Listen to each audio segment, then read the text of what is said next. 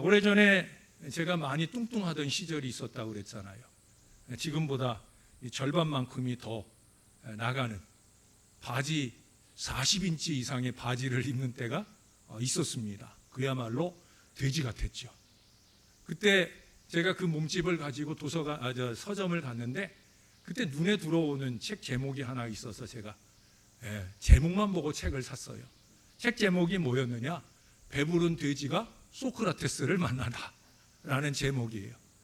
그래서 그 당시 제가 그런 생각이, 나 같은 돼지한테도 깨달음을 주지 않겠나 하는 의미에서 책을 샀는데 그 안에 많은 상식들을 담고 있더라고요. 그 가운데 기억나는 얘기가 하나 있어요. 아주 옛날 옛적의 이야기인데, 그때 여자들이 하나님께 찾아가서 탄원을 했다는 거예요. 이 아기를 만들 때 아빠와 엄마가 함께 아이를 만드는데 왜 애를 낳을 때 엄마만 고통을 겪어야 되느냐, 남자들도 같이 겪게 해달라, 이 탄원을 한 거예요. 뭐 그럴듯한 얘기잖아요. 나는 배 아파 고생하는데 남편은 배 아프지 않고 있는 것이 더 배가 아팠던 모양이에요. 그래서 그런 탄원을 하니까 하나님이 들으실 때도 그럴듯해가지고 그래, 그렇게 해줄게. 그래서 그때부터 여자들이 산고를 시작하면 남자들도 같이 배가 아팠다는 거예요. 참 통쾌한 일이죠. 박 권사님, 그래요 안 그래요? 네, 통쾌한 일 아닙니까? 나만 아프지 않고 남편들도 같이 아픈. 그런데 여러분, 어느 마을에 김씨 부인이 애를 낳기 시작하면서 고통을 겪고 있는데 뒷집에 있는 박씨 아저씨가 배가 아프기 시작하는 거예요. 그리고 진짜 그 김씨는 아무렇지도 않더라는 거예요. 저는 왜 그런 일이 일어나는지 잘 모르겠는데 어떻든 며칠 지나지 않아서 여자들이 다시 하나님 찾아갔다는 거예요. 원래대로 그냥 여자들만 아프게 해주세요 해가지고, 그래서 하나님이 그때로부터 지금까지 애를 낳을 때 여자들만 아프게 되었다 하는 전설 따라. 좀 안타까운 얘기인가요? 어떻든지 간에 인도의 전설 같은 이야기입니다. 어떻든지 간에 여자들에게는 자신들만의 고유한 고통 또는 특징이 있음을 말해준다고 봅니다. 아무리 여성 상위 시대고 이전에는 남자들만의 일이나 운동 경기였던 것들이 이제는 꽤 많은 여자들에 의해서도 공유되고 있는 것이 사실이지만, 우리 하나님의 계획은 여자는 여자이어야 하고 남자는 남자이어야 한다는 거예요. 하나님이 그렇게 천성적으로 다르게 만들어 보내셨다는 거예요. 물론 출산의 문제에 있어서 남자가 아내의 고통을 공유하는 마음은 꼭 가져야 될 거예요. 사실 이 부분에 있어서 저는 할 말이 없는 사람이에요. 왜냐하면 제가 한번 얘기했나 모르지만 우리 아이들은 둘 다 토요일에 태어났어요. 진혁이는 토요일 오전에 태어났고 유빈이는 토요일 밤에 태어났어요. 거의 시간적으로는 12시간 차이가 나는데, 근데 그 토요일 날 우리 진혁이가 태어나는 날 우리 아내가 그 전날 저녁부터 산통을 시작을 했거든요. 그러니까 상당히 긴 시간 진통을 겪으면서 아침을 맞았는데, 그 아침에 제가 새벽재단 담당이었어요. 부교육자 때인데. 근데 이제 영등포, 지금은 없어졌더라고요. 영등포 기독산부인과에서 우리 아내가 이제 고생을 하고 있는데, 제가 그때 섬기던 교회는 전농동에 있는 성덕교회예요. 근데 고지식한 제가 거기까지 새벽재단을 인도하러 가는데, 제가 아내한테 제 나름으로는 아내가 진통하고 마지막 애를 낳는 가장 힘든 시간에 남편으로서 함께 하고 싶은 마음에서 한 얘기예요. 여보, 나올 때까지 잘 참고 있어. 그렇게 당부를 하고, 그러고 이제 차를 몰고, 그날 막 눈발이 막 내리는 아침인데 제가 열심히 달려가지고, 그래가지고 새벽재단 인도하고, 그러고 이제 왔어요. 우리 아내가 내 마음을 알아줬는지 그 와가지고도 한 서너 시간 애를 쓰다가 우리 진혁이가 태어났어요. 근데 나중에 우리 장모님이 그러시더라고요. 당신 딸 고생하는데 제가 올 때까지 더 고생하고 있으라는 그런 얘기로 들리셔서, 그래서 아주 섭섭했다는 거예요.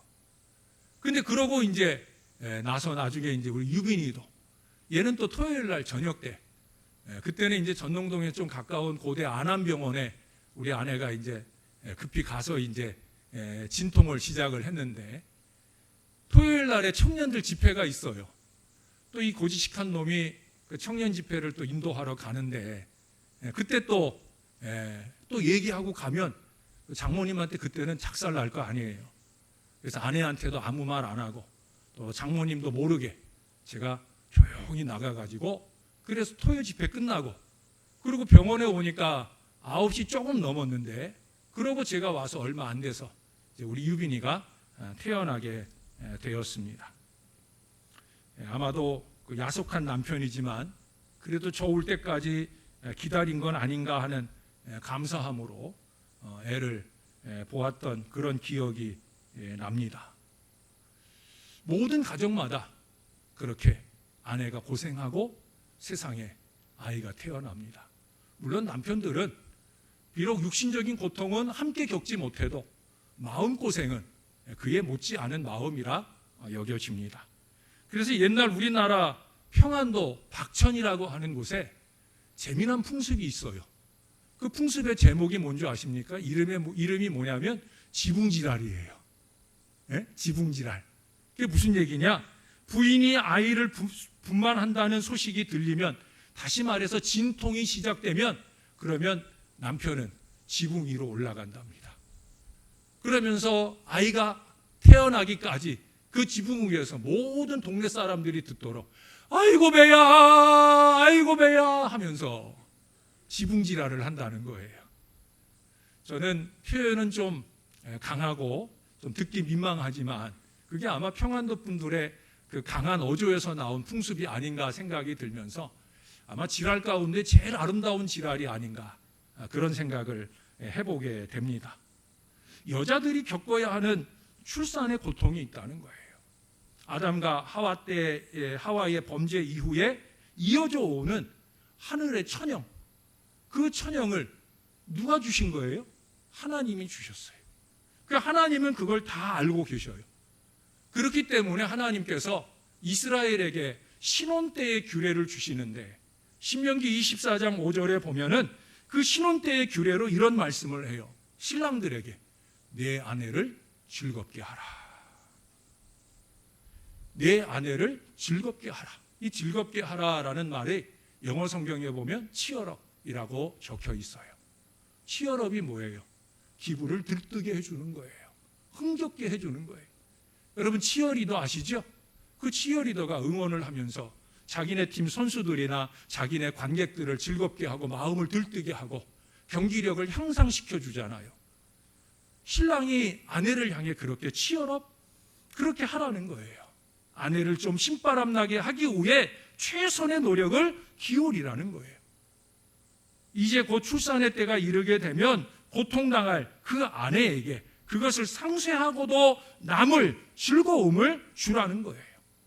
입덧이다 뭐다 해서 잘 먹지 못하면서 시작되는 고통의 기간, 그렇게 먹지도 못하는데 잘도 불러만 오는 배를 신기해할 겨를도 없이 이제 최종적으로 부여잡고 진통을 겪어야 하기 때문에 그만한 위로의 기간을 가져야 된다는 거예요. 우리 교회도 네 가정에 출산을 앞에 두고 있어요.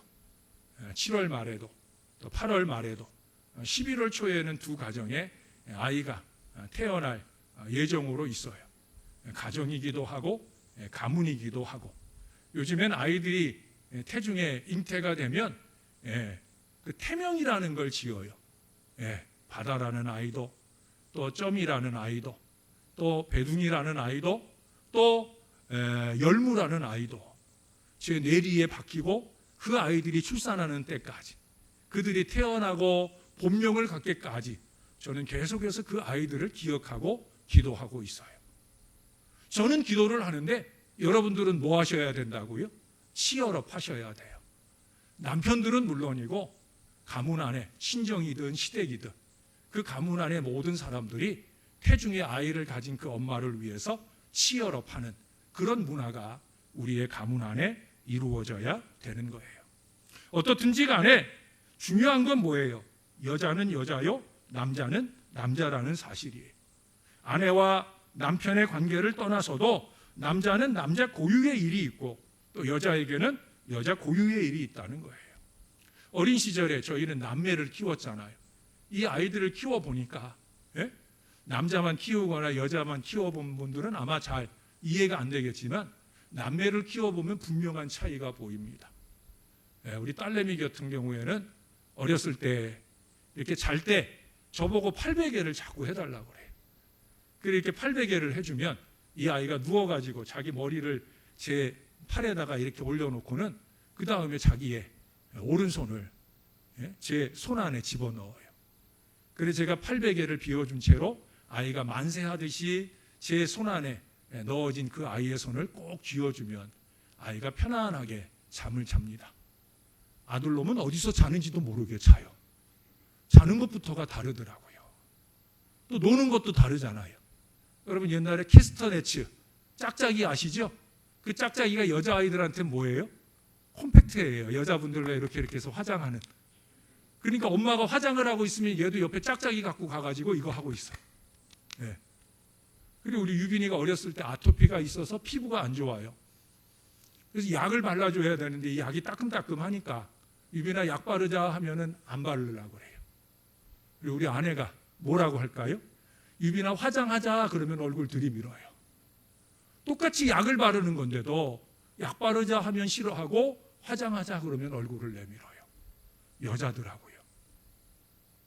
어느 날 아내가 잠옷을 예쁘게 갈아입고 다니는데 유빈이 눈에 그것이 너무 예뻐 보였나 봐요.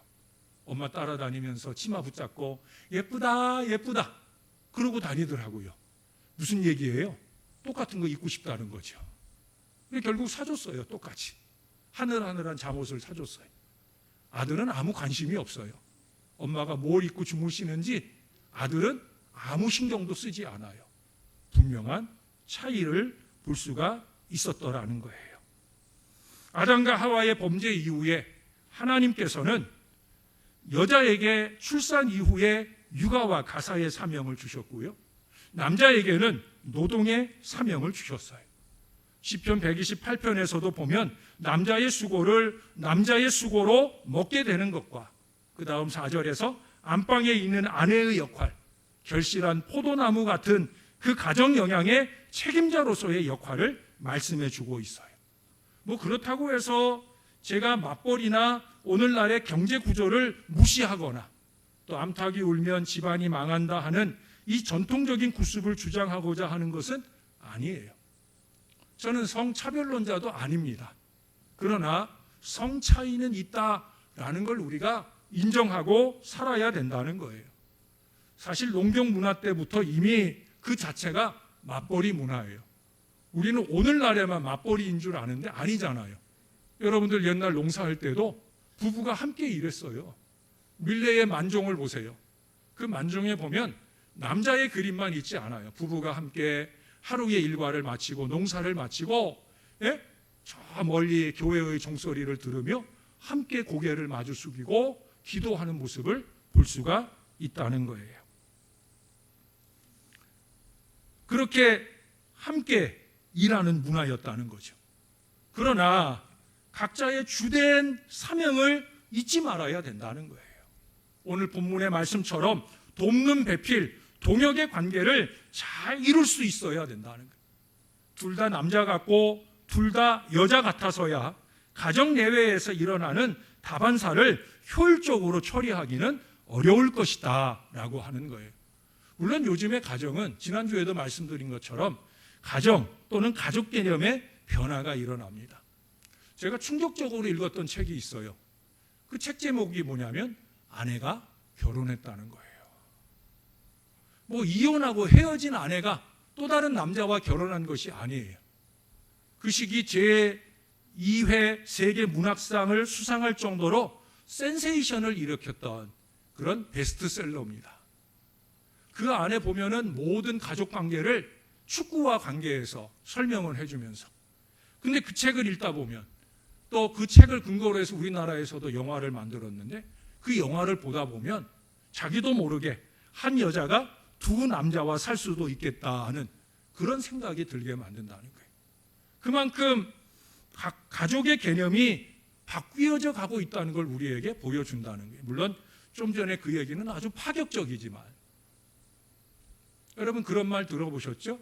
고객을 가족처럼. 근데 그런 말도 들어보셨어요?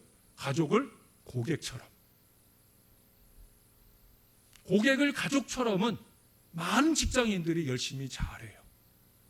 근데 많은 가정의 구성원들이 가족을 고객처럼 대하는 일에는 소홀하다는 거예요.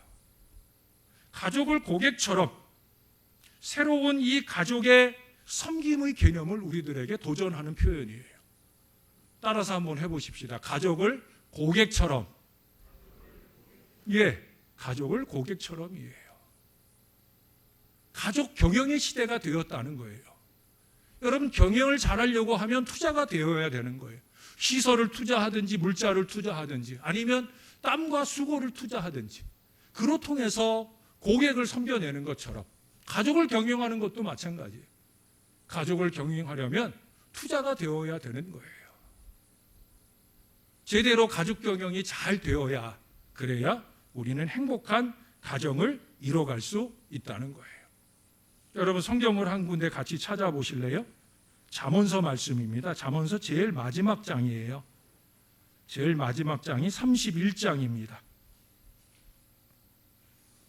10절 이하의 같은 주제를 가지고 말씀하는데, 특별히 10절에 뭐라고 얘기하느냐, 10절만 보시면 이런 얘기를 합니다. 누가 현숙한 여인을 찾아 얻겠느냐, 그의 값은 진주보다 더하니라. 그 값이 진주보다 더한 현숙한 여인, 그 여인을 누가 찾아 얻겠느냐는 거예요. 이 여인을 얻기만 하면 그 가정은 행복한 가정이 된다는 거예요. 그런데 여러분, 이 현숙한 여인, 이게 무슨 뜻인 것 같아요? 우리는 대번에 얌전하고 순종적인 한국 여인상을 생각할 거예요. 그러나 사실 이 원뜻을 보면은요, 힘이 있는 여인, 유능한 여인, 능력 있는 여인을 말한다는 거예요. 그래서 표준 세번역 성경을 보면 아예 현숙한이라는 말 대신에 유능한 여인이라고 번역을 해두었어요. 무슨 얘기냐? 남편이 믿을 만한 여인이라는 거예요. 남편이 이 아내에게 가정을 맡겨두고 밖에서 열심히 자기의 일을 해도 될 만한 그런 아내라는 거예요. 남편에게 선을 행하고 남편과 가정에 책임을 다하는 바로 그런 여인을 말하는 거예요. 여러분, 그 뒤에 27절을 보세요. 자기의 집안일을 보살피고 게을리 얻은 양식을 먹지 아니한다. 부지런한 여인이라는 거예요. 그 앞에 21절을 보세요. 자기 집 사람들은 다 홍색 옷을 입었으므로 눈이 와도 그는 자기 집 사람들을 위하여 염려하지 않는다. 눈이 와도 염려하지 않을 정도로 자기 집 사람들이 입을 겨울옷을 다 준비하고 챙기는 여인이라는 거예요. 그게 바로 유능한 여인, 현숙한 여인이에요. 다른 어떤 것보다 가정을 잘 돌보는 그런 여인을 말하는 거예요. 상대적으로 남편은 그 가정의 가장.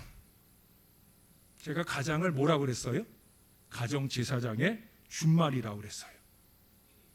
가장은 뭐 하는 사람이냐? 가정 제사장으로서의 역할을 제대로 잘 수행해야 된다는 거예요. 오늘날 한국 교회의 신앙 가정들의 구조가 이게 참 잘못되어 있어요. 그게 뭐예요? 기도 생활들은 주로 여자들의 몫으로 생각을 해요. 권사님들을 기도의 어머니라고 표현하지만 장로님들이나 안수 집사님들을 기도의 아버지라고 말하질 않아요. 사실 주일 강단에서의 기도는 장로님들이나 안수 집사님들이 주로 하시는데 왜 우리는 기도의 아버지라고 이분들을 지칭하지 않을까? 죄송하지만 가정 제사장의 역할이 부족하다는 거예요. 여러분, 사무엘하 6장 20절에 보면은 거기 이스라엘 남자들이 공적인 업무를 마치고 집에 돌아가서 할 일이 뭐냐? 그 목적을 얘기하고 있어요. 뭐라고 적고 있냐면 축복하기 위해서 집에 돌아갔다는 거예요. 다윗이 그날 공적 업무에 열심을 냈어요. 그때 언약궤가 돌아오는 날인데 그 언약궤 돌아오는 것이 너무 기뻐서 막 옷이 훌러덩 벗겨질 정도로 막 춤을 추면서 그렇게 공적인 업무에 최선을 다했어요. 그러고 나서 그가 모든 백성들을 돌려보내고 자기도 집으로 돌아갈 때 집 문을 열고 들어가면서 뭘 머릿속에 기억하고 들어갔느냐? 축복하기 위해서 집에 들어갔다는 거예요. 우리 남편들이 잊지 마셔야 돼요. 하루 종일 많이 지치고 힘든 하루의 일과를 지났을지라도 여러분들이 문을 열고 들어가는 그 장막을 축복할 사명을 가지고 내가 이 집에 들어간다 하는 사실을 잊지 말아야 되는 거예요. 그렇게 남자는 복을 빌고 여자는 그 빈복이 그 땅에 떨어지지 않도록 노력하는 가정 내의 조화가 잘 이루어질 때 비로소 행복한 가정이 될 수 있다는 거예요. 그리고 그 이전에 이루어져야 할 일이 있어요. 그게 뭐냐? 여자는 밖에서 이루어지는 남편의 일을 잘 이해할 수 있어야 되는 거예요. 그 일이 우리가 기대하는 것처럼 성공적인 일이 되고 집안에다 많은 물질을 가져다 둘 때만 아니라 비록 조금 실패하고 내리막길을 가고 있는 그런 남편의 일일지라도 그 일을 좀 기억하고 당사자는 얼마나 더 힘들겠느냐라는 걸 생각하는 그런 아내가 될 수 있어야 된다는 거예요. 남자들도 마찬가지예요. 예? 집에서 이루어지는 아내의 수고를 인정하고 이해해야 된다는 거죠. 그래서 할 수만 있으면 저보다는 더 여러분들은 여러분들의 가정에 아내의 수고에 도움이 될 수 있어야 될 거예요. 서로 자기의 역할, 그 수고만을 내세우고 강조한다면 어느 한쪽의 사명은 위축될 수밖에 없는 거예요. 혹여라도 어떤 가정은 내가 옥죄는 남편, 그 내가 옥죄는 것 때문에 남편의 일이 잘 풀리지 않는 여정을 지나고 있는 건 아닌가. 가슴 깊이 한번 회개하면서 내가 묻고 있는 그것을 좀 풀어주어 다니게 해줄 수 있는 그런 마음들이 필요하다는 거죠. 내가 옥죄는 내 아내로 인하여 스트레스를 받은 아내가 육신의 크고 작은 질병으로 고통받는 건 아닌가 생각을 하고 좀 풀어주어 건강하게 내 아내가 지낼 수 있도록 해주어야 할 사명이 우리의 가정 안에 이루어져야 된다는 거예요. 이게 하나님이 우리 가정들에게 바라는 조화예요.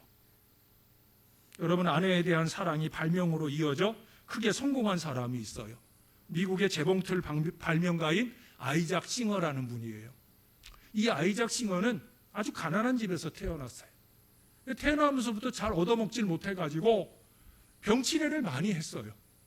그렇게 약하고 병고 많은 그런 사람으로 컸는데 다행하게도 결혼을 하게 되었는데 결혼을 해서도 늘 병치레예요. 근데 아내가 너무 착하고 좋아요. 이 아내는 병치레하는 남편을 한 번도 원망하지 않았어요. 늘상 하는 일이 누워있는 일이에요. 집안일도, 집안을 살려내는 일도 결국 아내의 몫이에요. 근데 한 번도 찡그리지 않고 그 남편을 정성스럽게 간병합니다. 남편이 누워있는 병석 옆에서 가정의 살림을 이뤄가기 위해서 열심히 싹바느질을 하면서 그러면서 애쓰고 수고합니다. 남편인 아이작 싱어는 그런 아내를 바라보면서 늘 미안한 마음이죠. 늘 고마운 마음이죠. 내가 고생하는 저 아내를 위해 뭘 해줄 수 있을까? 근데 마침 이 아이작 싱어는 기계공이었다고 그래요. 근데 아내가 이 싹바느질 하는 걸 보면서 아내가 좀 힘들이지 않고 자꾸 바늘에 찔려서 아파하지 않고 저 바느질 일을 좀 더 쉽게 많이 할 수 있는 일은 없을까? 그래서 자기가 가진 기계공, 그 실력을 가지고 기계를 만들어 보기 시작합니다. 몇 번에 걸친 실패를 거듭하다가 그러다가 바로 재봉틀을 만든 거예요. 아내가 써보면서 너무 좋아요, 너무 좋아요, 너무 좋아요. 그 말에 용기를 얻어서 그것을 공장을 세우고 그것을 다량으로 만들기 시작해요. 불티나게 팔리기 시작합니다. 예? 그러면서 엄청나게 이 싱어 재봉틀이라는 이름으로 명성을 날리게 됩니다. 부자가 되고 유명해지자 싱어의 부인은 기계를 발명한 그 남편에게 더 감사하면서 더 알뜰하게 가정을 꾸려나갔다는 거예요. 그게 1850년대 일인데 1960년대 거의 110년 이상 싱어 재봉틀 하면 싱어 재봉틀을 생각할 정도의 명성을 꾸준히 이어갔다는 거예요. 물론 그 이후에 우리가 아는 불화라든지 여러 가지 미싱들이 만들어지면서 지금은 그 이름들을 별로 기억을 못하지만 100년 이상 동안 싱어 재봉틀이 재봉틀계의 유일한 이름이 될 정도로 명성을 얻었다라고 하는 거예요. 그리고 그 재봉틀을 기억하는 사람들은 그 아내를 위한 싹바느질하는 아내에 대한 지극한 사랑으로 고안된 이 싱어의 유명한 사랑의 발명품이다라고 기억한다는 거예요. 제가 생각을 해봤어요. 만일 싱어의 아내가 솔직히 이 무능하고 무기력한 남편을 향해 으이그 저건 왼수요 왼수 이런다든가, 아니면 제가 언젠가도 말씀드렸죠. 아버지가 제일 불쌍하게 여겨지는 말, 그게 어떤 말이라고 그랬는지 기억나셔요? 엄마가 남편 보고 아버지 보고 네가 나한테 해준 게 뭐 있어? 하고 말하는 소리를 들을 때 아버지가 제일 불쌍해 보인다는 거예요. 근데 이 싱어의 아내가 만약에 그 말을 계속 남발했다고 하면 그러면 싱어의 위대한 발명은 아마 없었을 거라는 생각을 해봅니다. 물론 아내의 이 수고에 대한 지극한 사랑과 감사의 마음을 가진 이 싱어의 모습도 우리 남자들이 본받을 수 있어야 할 것입니다. 중요한 건 뭐냐? 조화예요, 조화. 차이는 분명 있는데 이 차이에 조화가 필요하다는 거예요. 하나님께서는 남녀의 조화를 신체적 구조와 사고방식이나 업무 분담에 있어서 완벽하게 꾸며서 보내주셨어요. 실제로 우리들 가정들을 보면 대부분의 부부가 어때요? 서로 반대잖아요. 저희 아내하고 저하고도 엄청 반대예요. 완전 반대예요. 제가 전에 해외 뉴스를 보니까 14살 남자아이하고 11살 여자아이가 결혼을 했어요. 우리나라에서는 어려운 얘기지만 외국에서는 공식적으로 혼인신고도 해줬어요. 근데 이 아이들이 몇 달 만에 이혼을 했어요. 이혼 사유가 뭐겠어요? 바로 그거예요. 성격차. 14살, 11살 아이들도 성격차 때문에 이혼했다고. 근데 그것은 모든 부부가 이혼하거나 이혼하지 않거나 그건 모든 부부가 다 가진 차이예요. 우리가 이걸 알아야 돼요. 사실은 그 차이는 하나님의 큰 그림이에요. 하나님의 포석이란 말이죠. 조화를 위한 끊임없는 노력의 요구예요. 내 남편이 왜 나와 다를까? 내 아내가 왜 나와 다를까? 당신은 나처럼 왜 안 살아? 라고 하는 걸 말하기 위해서 이 차이를 주신 게 아니라는 거예요. 상대방이 남자라는 거, 상대방이 여자라는 거, 그걸 이해하고 받아들여야 되는 거예요. 나의 절반이 양보되어야 하나와 하나가 만나서 둘이 아니라 하나가 되는 이 아름다운 하늘의 법에 도달할 수 있다는 것을 잊지 말아야 되는 거예요. 수십 년을 살았는데도 우리는 여전히 강요하려고 하잖아요. 예? 여러분들의 가정은 안 그래요? 수십 년을 살았는데도 여전히 자꾸 자기식으로 바꿔보려고 그래요. 근데 사실은 그게 남편을 병들게 하는 거거든요. 여러분, 만병의 근원이 뭐라고 그래요? 스트레스예요, 스트레스. 가정에서나 교회에서나 만병의 근원은 스트레스예요. 스트레스를 안 줘야 되는데 수십 년을 살았는데도 여전히 바꾸려고 자꾸 압박하고 잔소리하고 결국 그것이 스트레스로 또 다른 질병을 자극한다는 사실을 우리는 알지 못해요. 그러면서 자꾸 건강하라고 하면서 한쪽으로는 자꾸 스트레스를 주고 이런 불합리한 모습들을 우리가 이어가고 있어요. 사랑하는 여러분, 본문의 마지막 구절을 한번 볼까요? 창세기 2장으로 한번 다시 가보십시다. 거기 2장 25절을 한번 보십시다. 같이 한번 읽어볼까요? 시작.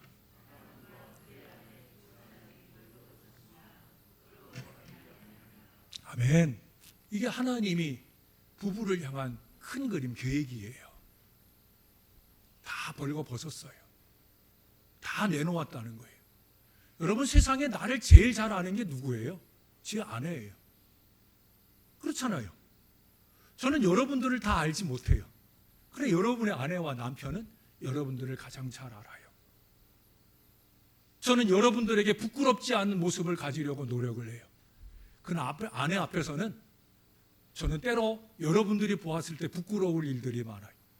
제가 금요일 저녁에도 이 아래 이 치아가 임시 치아가 쑥 밥 먹다가 빠져가지고 우리 아내한테 큰 웃음을 주었던 얘기를 했는데, 그게 아내 앞이니까 그냥 우리는 웃고 전혀 부끄럽지 않은 그런 시간을 지날 수 있어요.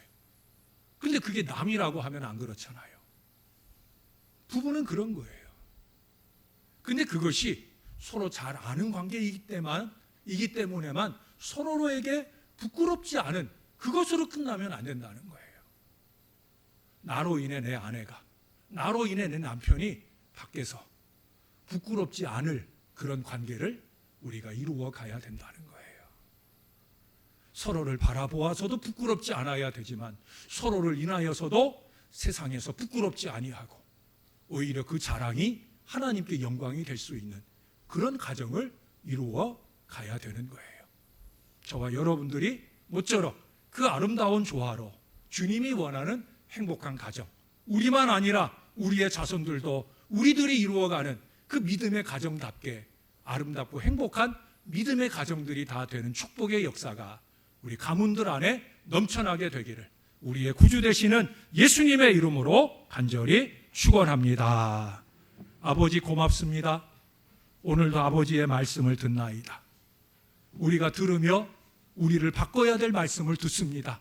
내 남편이 바뀌어야 된다, 내 아내가 바뀌어야 된다는 말씀으로 듣지 말게 하시고, 내가 바뀌어져야 될 말씀으로 아내의 다른 차이를, 남편의 다른 차이를 이해하고 이제는 내가 바뀌어져 우리 가정이 진정한 하나의 가정으로, 우리 가문의 자손들의 가정이 진정한 하나의 행복하고 아름다운 가정으로 이루어지는 축복과 역사가 아버지 손안에서 이루어질 수 있도록 은혜를 베풀어 주시옵소서. 예수님의 이름으로 기도합니다. 아멘.